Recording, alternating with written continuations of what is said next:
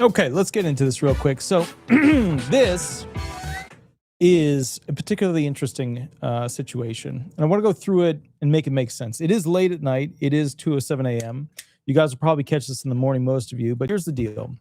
I had a conversation with a claimant who was worried about the SSA obtaining data from their cell phone, their laptop, their smartwatch, basically all the medical devices that they wore going through their daily activities. And he was worried that basically, as a part of it, a CDR, continuing disability review, this information would be used against him. And a lot of people are automatically going to say, oh, this is conspiracy level stuff. Oh, it's just fear mongering. Oh, it's just this. And that's fine. I've now actually changed my opinion on the people who say you shouldn't watch something because it's scary. I think those people are the enemy. I'm at the level where I now will focus in on finding their comment and deleting it. Because what I've realized is that if you don't listen to potential new technologies, if you don't listen to rule changes that are coming up that have already happened, etc., then if you comment to try and make other people not be a part of like the future of what's going to happen, then you are doing something that is very negative, very unethical, very immoral. So at this point, I've changed. Like I used to just leave it. Now I actively go and delete and then basically ban them from the channel. All right, let's talk about this real quick. So as you know, people go through what are called applications, CDRs, and then there's, of course, historical data about an individual from these devices. When you apply for disability benefits right now, they do not use a lot of this data when deciding if you're disabled. Same thing with CDRs. They don't use this data. CDI units, they're investigating you for potential fraud. Absolutely. That's on the table. But CDRs, they don't usually utilize this data. And remember, some of this data can be historic. If you have a watch on, if you have a phone on you, stuff like that, that data can go way, way, way, way, way back. Now, just to put this in perspective, the president's, Donald Trump, fiscal 2026 budget request, which was submitted in May of 2025, it allocated $2.397 billion specifically for program integrity activities, fraud, waste, etc. And this included CDRs. So they plan to complete 1.4 million periodic CDRs in fiscal year 2026, which is around a 16.7% increase from the 1.2 million targeted for fiscal year 2025. So you're going to be seeing a 16.7% increase of people who are getting reviewed to see if they're still disabled, for the most part in 2026. Okay.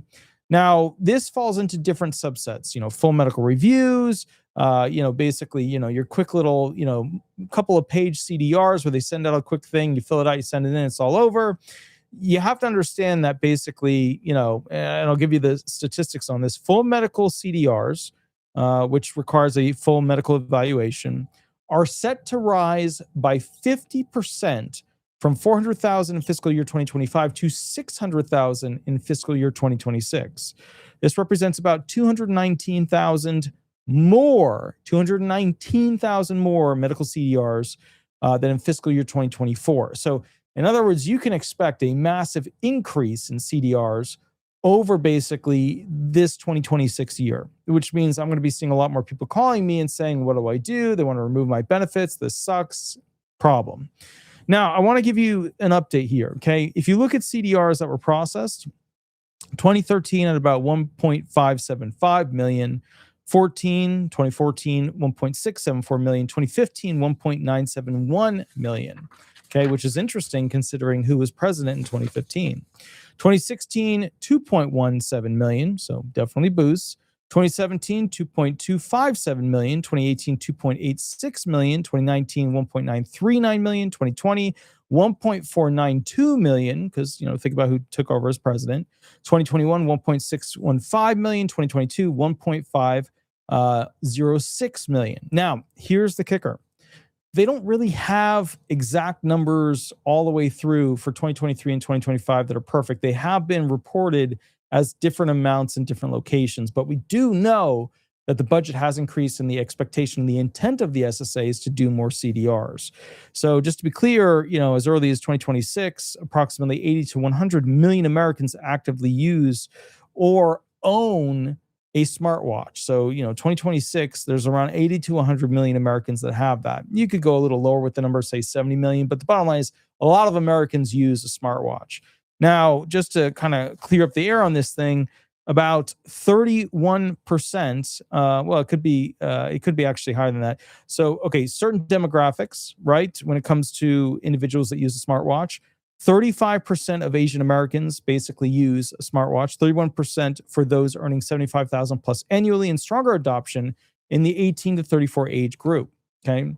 Now, if you look at cell phones, right? So how many people with cell phones actually go ahead and have a smart cell phone that they have on them, right? So US adult population of 260 million 18 plusers, right? They're 18 years or older.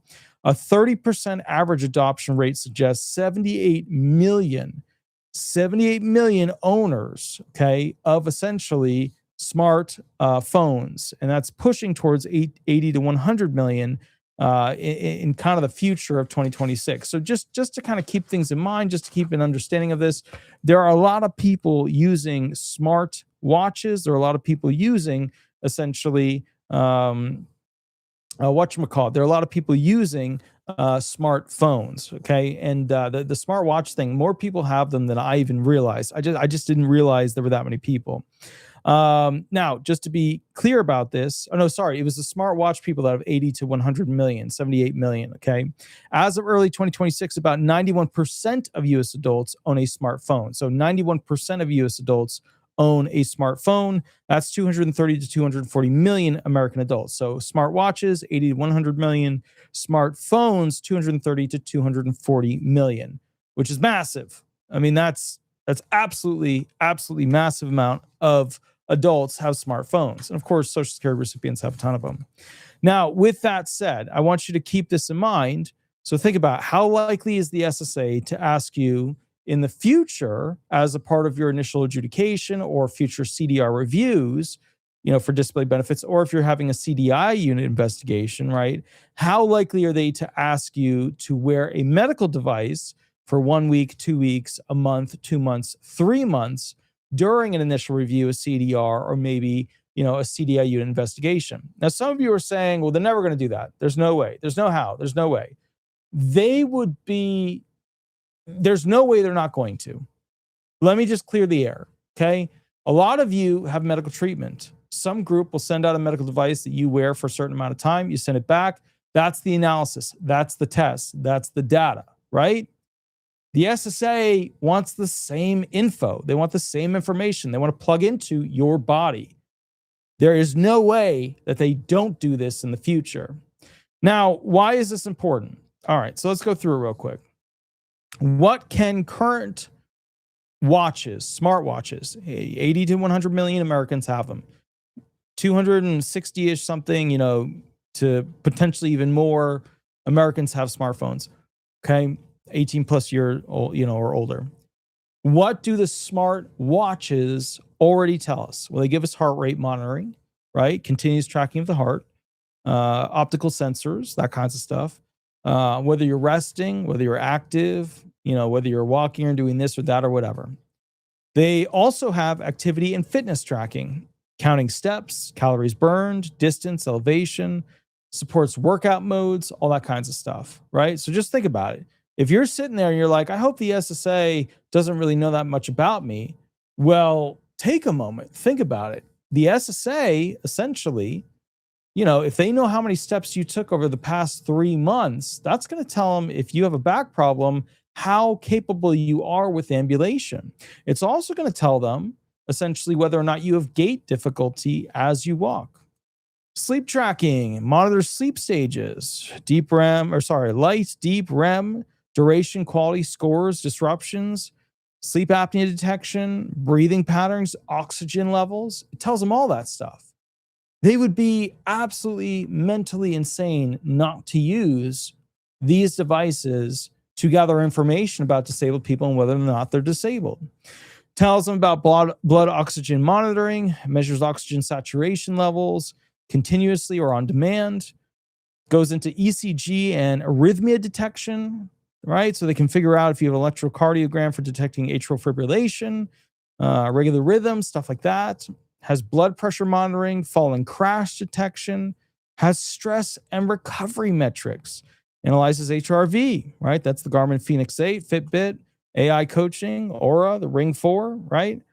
Goes into respiration, other data for stress levels, readiness scores, assesses basic functions for anxiety, basic functions for depression. They have temperature sensing, okay? Tracks your skin temperature, what your skin is doing. It can even track your ovulation cycle. It can even do a fever detection. It can do a baseline health monitoring function based off of the temperature of your body. Okay? Does a lot of stuff. They even now, the Apple doesn't have this yet, but the Aura Ring and the Google Wear OS devices have this. They even now have illness and symptom detection. Monitors for early signs of cold, flu, COVID. Has symptom radar changes in vitals. Some detect loss of pulse. Some detect basically standardized changes in your mood. Some have the capacity to test electrical signals that tell them if you are experiencing a panic attack, not just heart rate, but electrical signals. They have advanced metrics, some of them, Samsung Galaxy Watch 8, Huawei Watch, or however you pronounce that watch, includes antioxidant index, diet insights, body composition with your fat and muscle, vascular load, dementia signs, gait, voice, sleep analysis. They would be insane to not use these devices in the future to gauge how severe somebody actually is. And think about it. It would be easy. They send a device to you, a medical device, right? Approved by the SSA, blah, blah, blah. You are required as part of the application process or the expedited process of seeing if you're truly disabled would, find you whether you're disabled or not within, let's say, 3 months, 4 months, 5 months, instead of the traditional 9 to 18 months, right? They could put a little carrot on the program. But let's just call it like it is. So they have you wear the device for, let's say, 2 months, 3 months. You're not going to be able to fib it for that long. If you got a job on the side, they're going to find out about it, right? It's just something you need to know. Now, what are some of the future technologies that these watches, that these medical devices don't currently have that they're going to have in the future, right? So what are the things that they're just starting to work on? They're getting close to it. What are the things that they're going to have in the future? Well, let's go through them, okay? And a lot of these are going to be in place by 2030, okay? So not too far off. Non-invasive blood glucose monitoring using optical or other spectros to track glucose levels without any pricking of the skin, being able to figure out more about diabetes. I think a diabetes cure will be up by then, but it is what it is, right? They'll be able to know hydration levels. They'll be able to know cortisol levels, stress hormones. They'll be able to go ahead and do sensors analyzing sweat, skin hydration, cortisol, real-time stress analysis, how quickly you are able to recover from it, right? They'll be able to assess severity in it, right? No more like, you went to the mental facility, they asked you a bunch of questions, and this is where you're at. No. They'll be able to get real-time data on how bad your anxiety actually is. A lot of people, my anxiety is so bad. Maybe it is, maybe. Advanced blood pressure without calibration, right? Continuous, cuffless monitoring, improved PPG AI for hypertension prediction.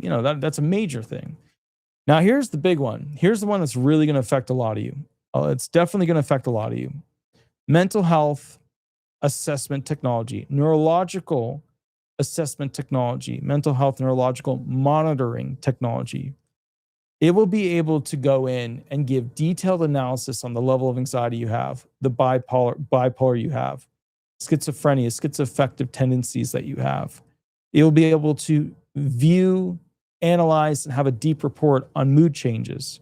It will be able to talk about in more detailed assessment when early dementia potentials are available. They will have early cancer detecting options available. Now, here's the thing that they already have. They already have the ability to check your gait. If you're walking with some sort of limitation or, the foot goes this way, the other foot goes that way, yada, yada.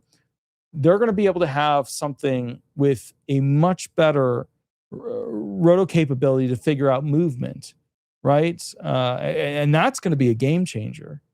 How somebody moves their arm in relation to their body when it comes to physical movement limitation. one of the classic questions that are asked during a Social Security hearing are, how far can you walk before you need to stop and rest? How long do you have to rest for after walking that distance? And how many times could you repeat that over an 8-hour workday? How long can you stand before you have to rest? How long do you have to be in that rested position before you can start standing again? And how many times could you repeat that over an 8-hour workday? How long can you sit before changing positions? How long do you have to be in that other rested position before you can be seated again? And then how many times could you repeat that over an 8-hour workday? We wouldn't need to ask that question. We would just know. We would just know because you wore the watch. It will be able to do better predictive disease detection, MRI level detection, stage 0 cancer detection, okay? Malformation of the heart wall detection. It'll be able to go ahead and assess what chemicals you have in your body. Alcohol, illegal drugs, legal drugs, biomarker detections as to how healthy you are, where you are on the age chart of essentially, how old or young an organ might be in your body. There's also implantable hybrids that they could be using, multimodal, smart fabrics, contact lenses. They're even going to have tattoos in the future that will serve the purpose of getting biofeedback. They'll change color. They'll send, it'll have nanobots. It'll send technology information to some computer somewhere. It's going to be a very different world over the next couple of years. And, you got to keep in mind too, we're only at the very beginning of like workout wristbands, workout watches. When they get more AI powered capabilities to assess where your health is going, what you should be doing, your ability to get life insurance is going to change heavily based off of how your internals change based off of what you do, how you live. Now, a lot of you are thinking, wait a minute. Why is this relevant? Because I haven't mentioned one thing that the SSA recently released a POMS change on. POMS of the policy. And I think it's important that we go ahead and go to it real quick. I'm just going to pull it up real quick. Hold on. I'm going to read it to you because I've read it on another video and I want you to understand it because it's incredibly important. Citizenship, alien status, and residency. This was a POMS change, GN 00303 TN63. Okay. Why do I read to you the specific item? Because I'm tired of seeing, no offense, but there are some simpletons, some lovely individuals who always go, what's your citation? Just go ahead and put what I'm saying into Google and ask it for a citation. Okay. It will pull up the citation for you if you need it. I don't spend half the video going through the citations because it's a waste of time. If you want them, just Google what I'm saying. It will pop up, okay? Background on this rule one more time. Let's do the citation. GN 00303 TN63. Purpose. Background.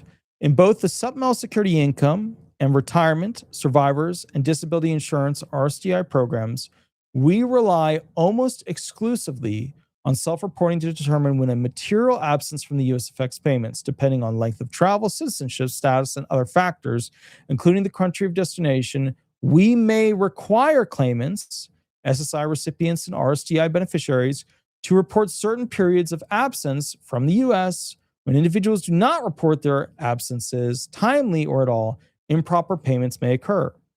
Our Inspector General has long recommended that we improve our controls in this area by using travel data provided to the SSA by the Department of Homeland Security instead of relying on individual reports.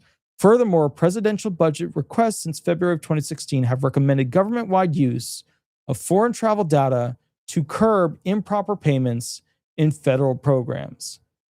This was the very beginning of the introduction to the Foreign Travel Data FTD application. Purpose. We developed the FTD application with the data exchange to create direct query access to DHS's arrival and departure information systems, ADIS. We use this application to obtain foreign travel information. ADIS is an electronic repository maintained by DHS that contains information on U.S. entries and exits for citizens, that's you, and non-citizens. The repository receives data from several DHS components in the U.S. Department of State. This was the first time the United States government said, effectively, we are going to come out with it. We are going to watch you. When you leave this country, come back to this country, we are going to know, because we are not going to rely on you to tell us the truth anymore. You will be geo-tracked. Now, with that said, what do these watches do? Well, you're always interacting them. What are the future metadata goggles going to do? The future metadata glasses going to do? They're going to track you. When you ask them where something is, it's going to know your geolocation and give you things that are in your area. Tracking data is especially useful for the SSA. If you go on a vacation, you're claiming disability benefits, that's not going to look great. If you're able to drive 3 states away and you're claiming that you can't be in a car, that's good evidence.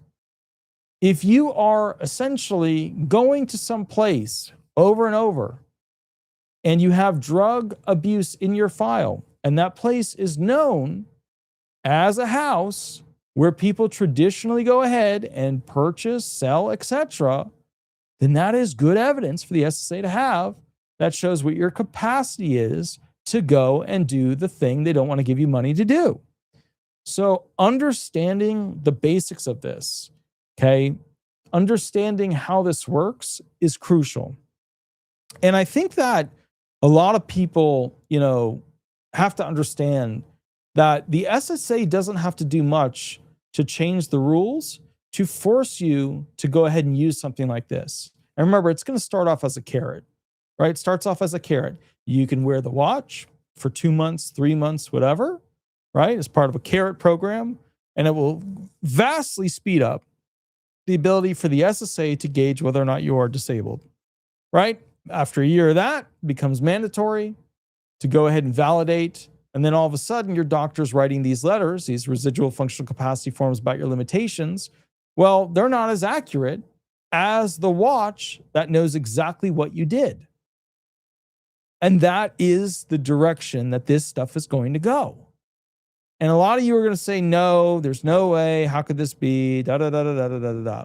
What is the main thing that the SSA holds above all forms of evidence? Right? Some of you think, well, if I was found disabled before, that is the highest level of evidence to show that I was disabled. Not true. That is the lowest form of bullet-pointed evidence. I think it's like the 5th one down, of bullet-pointed evidence that they consider when considering whether or not you are disabled. It's literally the lowest on the bullet points that they have in their statute. The highest are the machine output reports that dictate severity as a result of machine output reports. Not the opinion of the specialist, but the machine outputted reports. What is this? Well, it's not a big machine you walk up to. It's a very small machine that is going to be able to access tons of data about your body, what's going on, how you're feeling, what your anxiety is like today, what your PTSD did to you last night in the dream. It is going to give information that is so detailed, and they'll be able to use that to define whether or not you are disabled. And guess what's going to happen? They will hyper-automate it and not even need judges at some point, because the data will have to fall within certain actual numbers. You know how like in some of the statute listings for disability benefits, if you have an IQ of 60 to 70, it means this. If you have an IQ less than that, if you have an IQ more than that, it means this, right? When it comes to seizures, you have to have so many seizures that you visit a medical facility for in order to meet listing level criteria, right? And that a lot of people who have seizures never do the right thing because they're like, I go to the hospital, they can't do anything, they send me home. Well, it's not about that. It's about going to the hospital and ringing the bell. That's what it's about. In the future, they will rely on medical devices that sit on your wrist, that are your glasses, that sit around the back of your neck. They will rely on medical devices to be able to provide data that will be superior to the letter that your seeing physician, your seeing specialist provides about your limitations. It's going to be a totally different world when it comes to this situation. Now, some of you, right, are saying, hey, you know what? Maybe they don't need to do this. Maybe they do need to do this. Why would they be looking in the direction of this Why would they consider doing something like this? Well, if they get it going as a program, it's going to make it a lot cheaper for them to figure out if somebody's disabled. That's a big one. There's also the whole fraud, the whole waste, that whole situation. Now, look, I know that a lot of you guys don't look at Social Security law in detail. And one of the things that is tougher to follow is what available statistics were previously in existence and what available statistics are no longer in existence, right? The whole transparency of the SSA. And the transparency of the SSA changes, with each commissioner. So like one of the most transparent SSA commissioners was Martin O'Malley, right? He put it out there. We got to see it was a shit show. Things were really bad. That was good.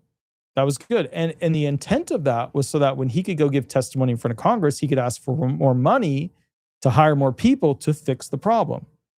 Now, Frank Bisignano has been transparent in some ways, less transparent in other ways. But his whole thing is we don't need more money for more people. We're going to have AI do a bunch of stuff, which honestly, if he can pull it off, is going to be a huge step for the SSA to be run cheaper in the future. Now, one thing I do want to point to, because this is relevant to Trump, and I don't think Trump has figured it out yet. I don't think Trump has really dug in on this yet. There was a data pullback, okay? A data pullback. What do I mean by that? So if you look at a lot of the years of non-citizens who were receiving SSI benefits, these are refugees, asylum seekers, or basically those who are, essentially trafficked. Data on non-citizens receiving Title 16 SSI benefits, it's available, but it's not always available. Sometimes the data is restricted from going to the public, and sometimes the data is not completely put together inside the SSA. We know, okay, that undocumented immigrants are ineligible for SSI. But we also know that there was a lot of funny business when Biden was in. We know that documented immigrants, trafficked, asylum seekers, refugees, we call them overall entrants. That's like the proper term. We do know that at the end of the day, we had data up to 2021 that was accessible online, that we could find, that we could use for these actual non-citizens who were documented. In 2012, the total non-citizen SSI recipients, okay, was 582,345. Okay. So, just to be clear, that is a significant amount of people. Okay. So over 500,000 people, total non-citizen SSI recipients. 2013 went down a little, 562,000. 2014, 540,000. 2015, 525,000. 2016, 507,000. 2017, 492,000. It's Trump era. 2018, 463,000. 2019, 430,000. 2020, 397,000. 2021, 365,000. But then after 2021, I have not been able to, and even with AI searching the great vastness of the web, I have not been able to get the newest numbers per year. And my belief is that they were not published. You need some sort of journalist to go follow this up. You need an investigation to go follow this up. But at the end of the day, to be very clear, 2022, 2023, 2024, 2025, right? The data collection cycles of the Biden era, right? The way they do the years, though, 2021 is quasi-Biden's year. So the bottom line is, we don't really have data on what those numbers have done.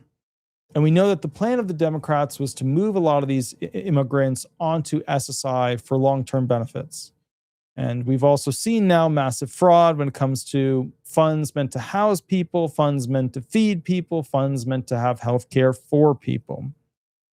So what this means, just to be clear, is that I think one of the spiciest forms of fraud and abuse that we're going to come across is probably the 2022, 2023, 2024, 2025, 2026 statistics related to SSI recipients that were non-citizens. documented, but not citizens, had enough naturalization to receive SSI benefits. Now, a lot of people now know that SSI recipients who fall into the entrant category, immigrants, they get the 7-year program with the 2-year up option program. The reason we see so many immigrants coming to this country and having so many children is that our system is set up for women, and sometimes men, but usually women, to successfully have a lot of children, and that is their corporation. It's not a terrible thing because we need more people to be born, and the working class, this guy, doesn't have time to make children, right? And frankly, to be fair, like, the working class women and the working class men, they don't always mesh as well as they used to, right? It's just sometimes the dynamic it's not great. Both sides are working hard, both sides are stressed, both sides are trying to afford this, this, and this. The model doesn't work as well as it used to, right? So my point to you with this whole thing is, if you have people that are receiving funds to just have kids and raise kids, then they're going to have a lot of kids and raise kids, which is what was going on in the Somali community, the Nigerian community. And, look, our programs, our rules allowed that. That was legal, Now, with that said, okay, I think that they're going to probably come out with some data about this in the not too distant future. I don't think they've released it yet because they're waiting to get closer to the midterms. But do I feel like wearable medical devices are going to be taking over when it comes to providing data about whether or not you are disabled? Absolutely. How many steps you take? Absolutely. Whether you have gait imbalance? Absolutely. What your anxiety is like? Absolutely. But don't undersell the major one here, which is geography data. If they're constantly showing you going to some other place than where you live, and it's for a certain amount of time every day, that looks like a job. If they're constantly seeing you walk, let's say 300 feet, and you claim you can only do 50 to 75 feet, that's a lie. If they constantly look at the thing and they notice that your gait changes throughout the day, where you're having some difficulty walking, but then all of a sudden you're not, and then you are having some difficulty walking, but then all of a sudden you're not, there should be an explanation for that. If they notice that you claim that you have to use your medical device all the time, but yet your bodily movements don't include the movement of that actual ambulatory device, as a result of wearing one of these medical devices, one of these watches, they gotcha. Some of you see this as a problem because, all of a sudden when you're going out on your boat, or you're going out fishing, or you're going on a Harley ride, or you're going on a family trip, or you're leaving to go to Europe or whatever, right? Or we'll do the veteran version of that. You're leaving to go over to, for example, let's say the Philippines, right? Indonesia, stuff like that, right? The passport bros. And there's another thing too, like the era where people just get to drive around and have fun once they get their 100% PNT or their TDIU, or, and then they get their SSDI attached and they just go live everywhere and anywhere. Those days, are coming to an end because they're going to be able to track that data, and they're going to be able to see that you have the capacity to do all these different things when you claimed you medically couldn't. So the older generations will be safe, but the newer generations, the people in their 40s and 50s right now, they're not going to be able to live with as much freedom as those people who are in their 70s, 80s, 90s right now. Okay. The point I give you this information, the reason I give you this information is that we tend to talk about topics that have yet to be gone over by the agency, that have yet to be talked about by the legacy news, that really don't have any other YouTube channel talking about it. And, I understand when it comes to this stuff, a lot of people are like, oh, well, I don't like the idea. I'm not used to the idea, and therefore I'm not going to think that this is real.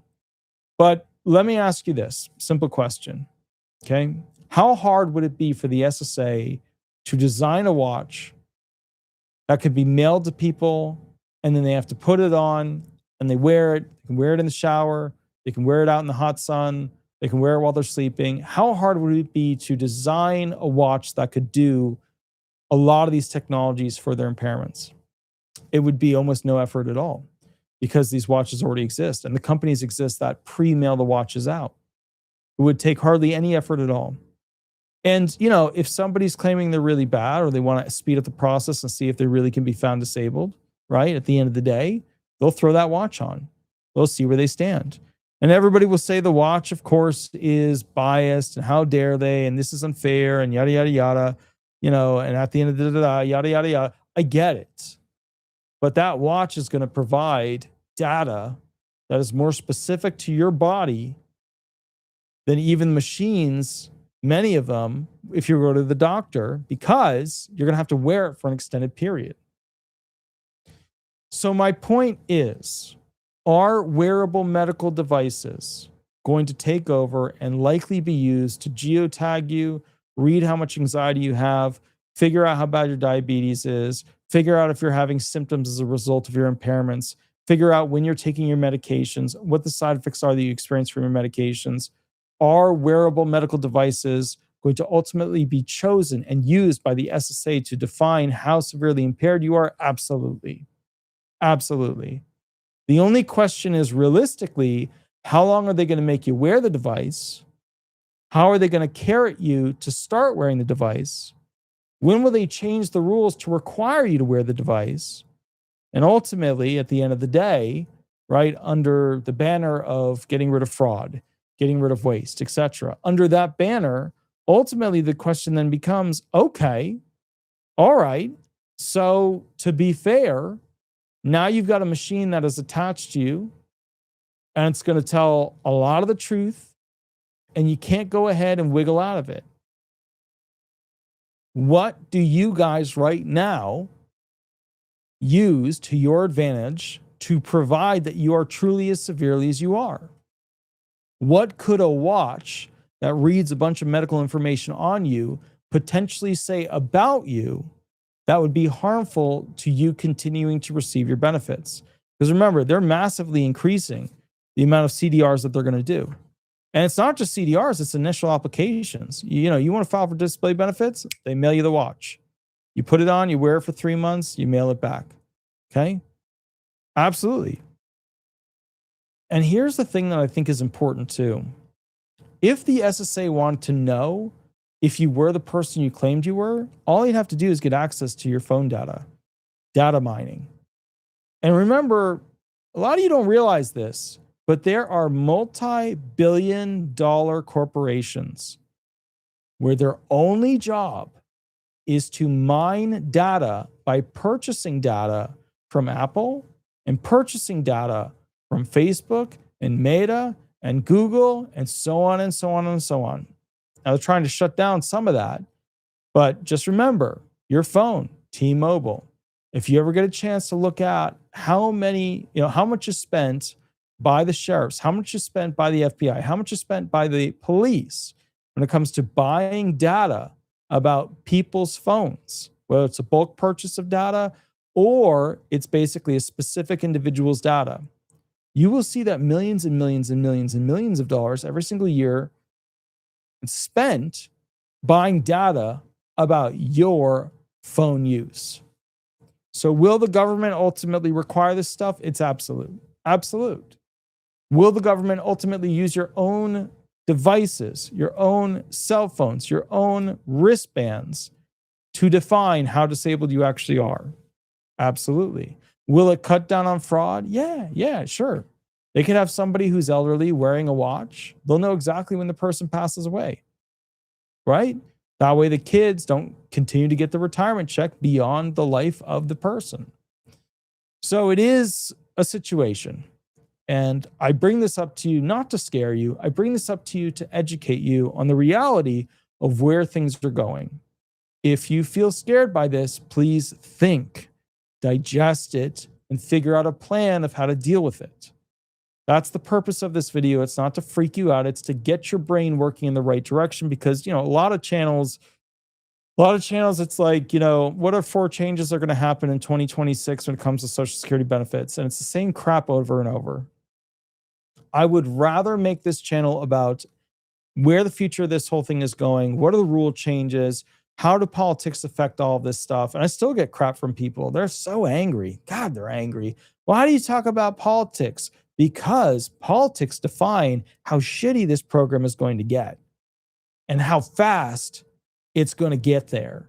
And look, I could be one of those people that doesn't want to use up his remaining Fs. I mean, I only have so many of them left. I got to make sure I got enough of them. But at the end of the day, I am helping you guys realize the different types of technologies that are going to be used to then remove your ability to receive a check. Let me give you an example. Let's say they start having these devices go out, and all of a sudden it proves that a significant amount of people aren't truly as disabled as they claim they were. And all of a sudden now a lot of people are removing benefits, they're having their benefits removed. Now they're going to attorneys to try and prove it. And now we as attorneys have to counter the evidence of the watch that you wore for 3 months. That's tough. That's difficult. We now have to get a bunch of expert opinions, vocational expert opinions about your capacity to work. It gets very expensive very quick. You're going to need a whole bunch of machines, expert opinions. You're going to have to do a bunch of things and state certain things to the doctor at certain times to make sure that they get a proper analysis that's within statute. It becomes a lot harder to defend somebody because they have repetitive and continuous data that shows how bad you actually are. And I think that at the end of the day, if you realize that, you can prepare yourself to successfully deal with it. Now, before I give you my final thoughts on this, please remember to like and subscribe. So many of you don't hit the like button. I hope you hit the like button. I think it's incredibly important. And also, if you have Medicare questions, please give them a call right here at 339-226-6287. Again, 339-226-6287. Super duper important. I don't do Medicare. They do Medicare stuff. All right. So my final thoughts. If we were to imagine a timeline where the SSA was to start accessing data, artificial intelligence data on your phone, data about your medical conditions on your phone, data about your vocational abilities on your phone, data about what apps you use on your phone, data about your integration with how you use those apps on your phone, how you're there texting, what you're doing when you text, how long you've been sitting, how long you've been standing, how far did you walk. We know right now that they're integrating massive AI technology into the SSA. We know that they're linking a lot of that with the IRS. We also know that because they will have this artificial intelligence, it will likely be set up to be able to link with other medical devices in the not too distant future. That means that if 2026 is AI full green light, right? They got Frank Bisignano in there. He's been changing a lot of stuff, integrating a bunch of stuff. If 2026 is full AI integration, then 2027 and 2028 is likely going to be where's the source code information for the human being that's claiming disability benefits.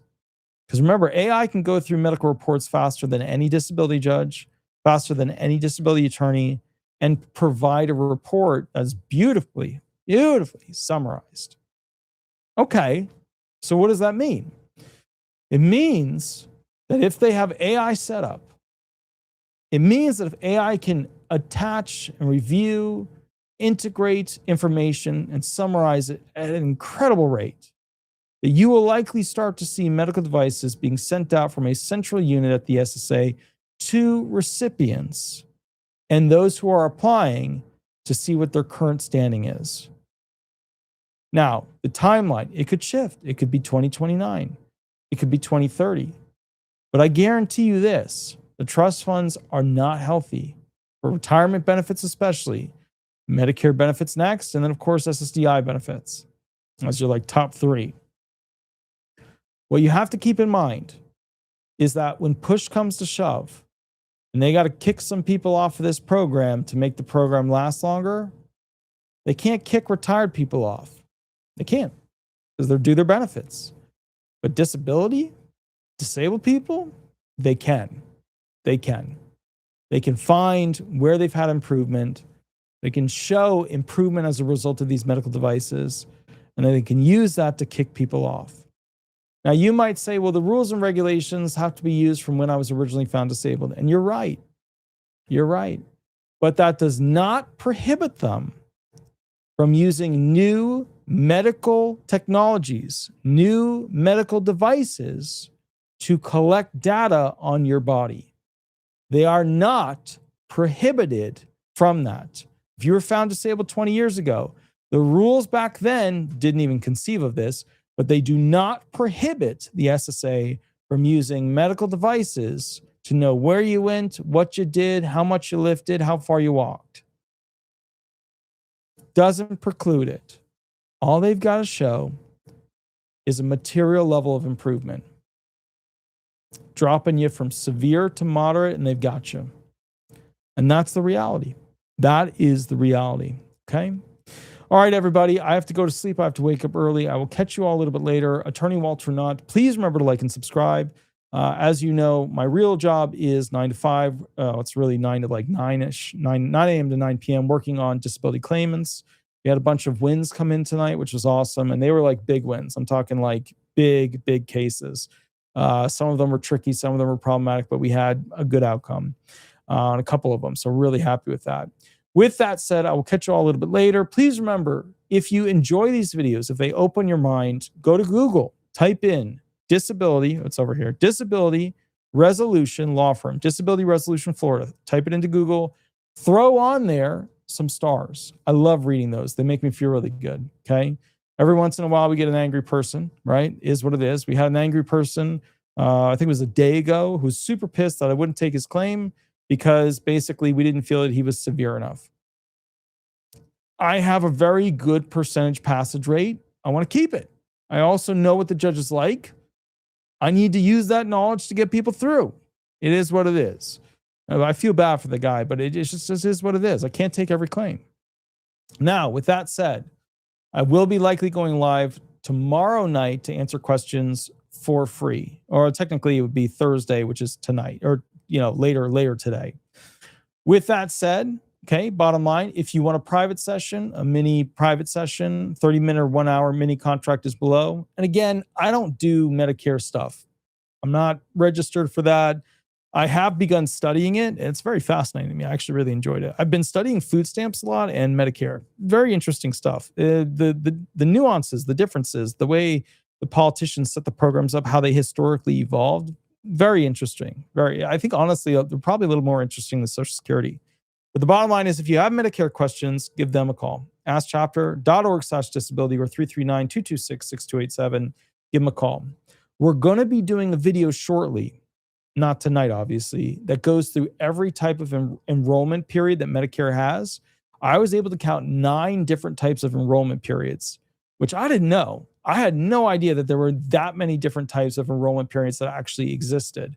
They're not all the same classic one. Like the classic one is December-y and different, but there are around 9 different enrollment periods, which I just super interesting stuff. All right, everybody, I will catch you later. You sleep well. Have a wonderful night.